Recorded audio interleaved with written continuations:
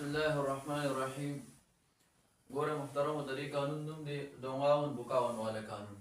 موږ به ماشوم ته وایو چې بچي د دې قانون خلاصه دا ده چې دوی وي هر و او یا چې هغه د الف زائده نه پس واقع وي او د دې و نه پس بل حرف په دې کلمه کې نه وي، نو دا و او یا دا به موږ حمزه سره بدلو وه. لکه وګوره تاسو دونغاون کې دلته کې زائده نه پس کم دی نه و واقع شوی دی او ترې نه پس بل حرف هم نشته دی، نو موږ راولګېدلو دا و چې کم دی نو موږ حمزه سره بدل کړو، نو دونغاون نه دونغاون جوړ شو.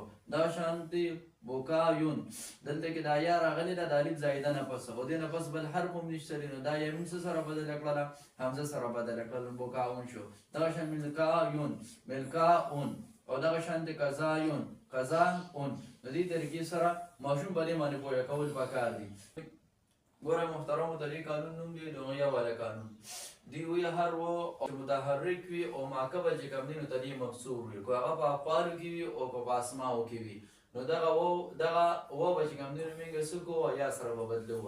لکه دلته کې تاسو وګورئ دغه کې دلته کې و راغلی دی متحرک دی او ته دې و معقبه چې کوم دي نو مکسور دی، نو دا و موږ څه وکړو دا چې کوم دي نو موږ یا سره بدل کوو، نو دغه یا شو.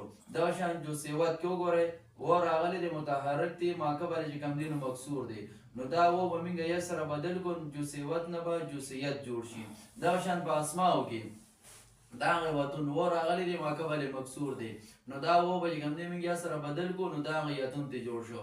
دا شان رازی واتون دی، نو و راغلی دی معقبه چې کوم دی نو څه دی نو مکسور دی، نو دا و به موږ یا سره بدل کوو، نو راز یتم ته جوړ شو. داسې اسانې صیغې ماشوم ته وروړل پکار دی، په دې کې ورسره اجرا هغه چې ورسره وشي.